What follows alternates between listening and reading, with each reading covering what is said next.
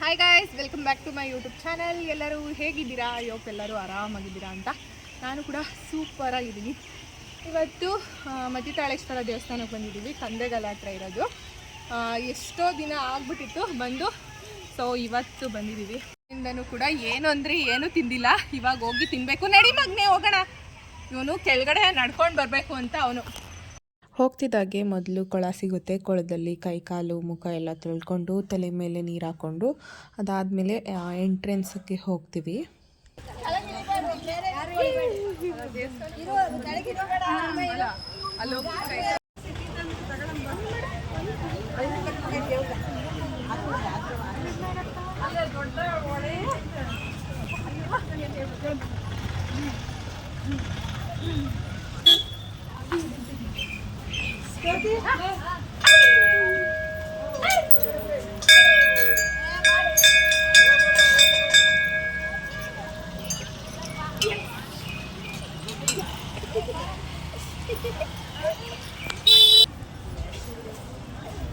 ಇವಾಗ ಕೊಳದಲ್ಲಿ ನೀರು ಹಾಕೊಂಡು ಹೋಗ್ತಾ ಇದ್ದೀವಿ ದೇವಸ್ಥಾನಕ್ಕೆ. ರಶ್ ಇಲ್ಲ ಅನಿಸುತ್ತೆ. ಇವತ್ತು ಸಂಡೇ ಆಲ್ಮೋಸ್ಟ್ ಅಲ್ಲಿ ರಶ್ ಇದ್ದೇ ಇರುತ್ತೆ ಯಾವಾಗಲೂ. ಇವಾಗ ರಶ್ ಇಲ್ಲ ಅನಿಸುತ್ತೆ. ನೋಡೋಣ, ದೇವಸ್ಥಾನಕ್ಕೆ ಹೋಗಿ ಬನ್ನಿ, ಹೋಗೋಣ. ನಾವು ಪ್ರತಿ ವರ್ಷವೂ ಆ ದೇವಸ್ಥಾನದಲ್ಲಿ ಅಲ್ಲೇ ಅಡುಗೆಯನ್ನು ಮಾಡಿ ಜನಗಳನ್ನೆಲ್ಲ ಕರೆದು ಊಟಕ್ಕೆ ಹಾಕ್ತೀವಿ. ಪ್ರತಿ ಸಲ ಅಂತ ಅಲ್ಲ, ನಾವು ಎಷ್ಟೊಂದು ಸಲ ಆ ದೇವಸ್ಥಾನಕ್ಕೆ ಹೋಗ್ತಾನೆ ಇರ್ತೀವಿ. ಬಟ್ ವರ್ಷಕ್ಕೆ ಒಂದು ಸಲಿನಾದರೂ ಅಲ್ಲಿ ಅಡುಗೆ ಮಾಡಿ ಜನಗಳನ್ನ ಕರೆದು ಊಟಕ್ಕೆ ಹಾಕ್ತೀವಿ. ಇವಾಗಂತೂ ನಮ್ಮ ಪಾಪು ನಡೆಯೋಕ್ಕೆ ಸ್ಟಾರ್ಟ್ ಮಾಡಿಬಿಟ್ಟಿದ್ದಾನೆ. ಸೊ ಎಲ್ಲೇ ಹೋದ್ರೂ ಕೂಡ ಅವನ್ನ ಕೆಳಗಡೆನೇ ಬಿಡಬೇಕು. ಸೊ ನಡ್ಕೊಂಡು ಬರಬೇಕು ಅಂತ ಅಂದ್ಬಿಟ್ಟು ಕೆಳಗಡೆ ಬೀಳ್ತಾ ಇರ್ತಾನೆ. ಸೊ ನಾನು ಅಲ್ಲೇ ಹೇಗಿದ್ರು ರೋಡ್ ಚೆನ್ನಾಗಿದೆ ಅಂದ್ಬಿಟ್ಟು ನಡೆಸ್ಕೊಂಡು ಬರ್ತಾಯಿದ್ದೆ. ಈ ಒಂದು ದೇವಸ್ಥಾನ ತುಂಬ ಅಂದರೆ ತುಂಬ ಫೇಮಸ್. ಹಾಗೆ ಇಲ್ಲಿ ಯಾವುದೇ ಥರದ ಚರ್ಮ ರೋಗ ಆಗಿರ್ಬೋದು, ಮಕ್ಕಳಿಗೆ ನಾಗರು ಅಂತ ಎಲ್ಲ ಆಗುತ್ತೆ. ಅವರು ಇಲ್ಲಿಗೆ ಬಂದು ಒಂದು 3 ವಾರ ಆ ಕೊಳದಲ್ಲಿ ಸ್ನಾನ ಮಾಡಿಕೊಂಡು ಹರಕೆನ ಕಟ್ಕೊಂಡ್ರೆ ಅದು ಬೇಗ ವಾಸಿಯಾಗುತ್ತೆ. ಎಷ್ಟೊಂದು ಜನಕ್ಕೆ ಅದು ಆಗಿದೆ ಕೂಡ. ನಾವು ಚಿಕ್ಕ ವಯಸ್ಸಲ್ಲಿ ಇರಬೇಕಾದ್ರೆ ನನಗೂ ಕೂಡ ನಾಗರು ಅಂತ ಎಲ್ಲ ಆಗ್ತಾಯಿತ್ತು. ಹಾಗೆ ತಲೆಯಲ್ಲಿ ಒಟ್ಟು ಎಲ್ಲ ಬರ್ತಿತ್ತು.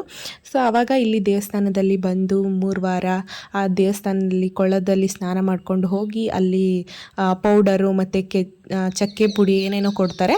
ಸೊ ಅದನ್ನೆಲ್ಲ ಹಾಕ್ಕೊಂಡು ಸ್ನಾನ ಮಾಡಿದ್ರೆ ಅದೆಲ್ಲ ಬೇಗ ವಾಸಿ ಆಗುತ್ತೆ.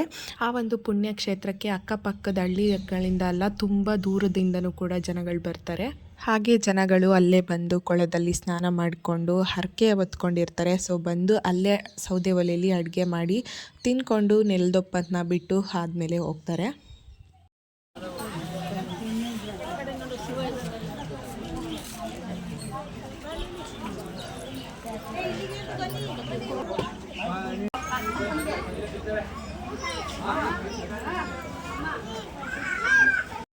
ಇವಾಗ ದೇವ್ರ ದರ್ಶನ ಮುಗಿಸ್ಕೊಂಡು ಹೋಗ್ತಾ ಇದ್ದೀವಿ. ಆವಾಗ ನಾವು ಚಿಕ್ಕಂದ್ರಲ್ಲಿ ಇರಬೇಕಾದ್ರೆ ಜಾಸ್ತಿ ಮತಿತಾಳೇಶ್ವರ ದೇವಸ್ಥಾನಕ್ಕೆ ಬಂದರೆ ಅಲ್ಲಿ ಕೊಳ ಇದೆ ಅಲ್ಲ, ಸೊ ಅಲ್ಲಿ ಸ್ನಾನ ಮಾಡಿಕೊಂಡು ಅದಾದಮೇಲೆ ಇಲ್ಲಿ ಅಡುಗೆ ಮಾಡ್ಕೊಂಡು ತಿಂತಾ ಇದ್ದಿದ್ದು.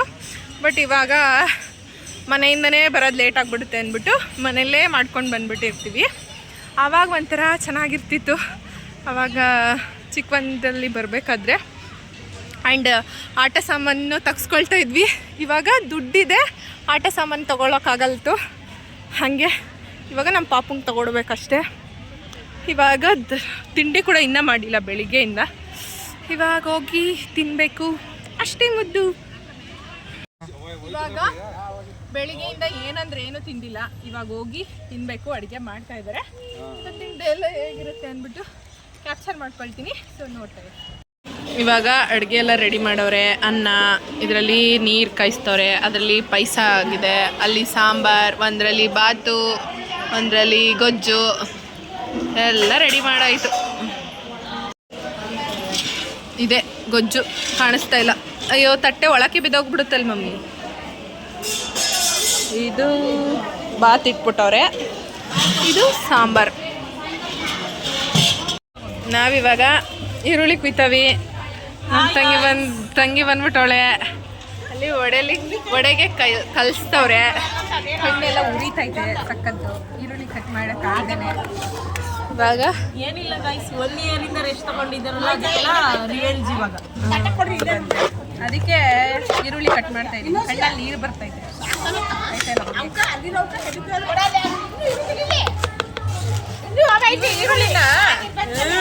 ಈಗ ತರ್ಸಿರೋದು.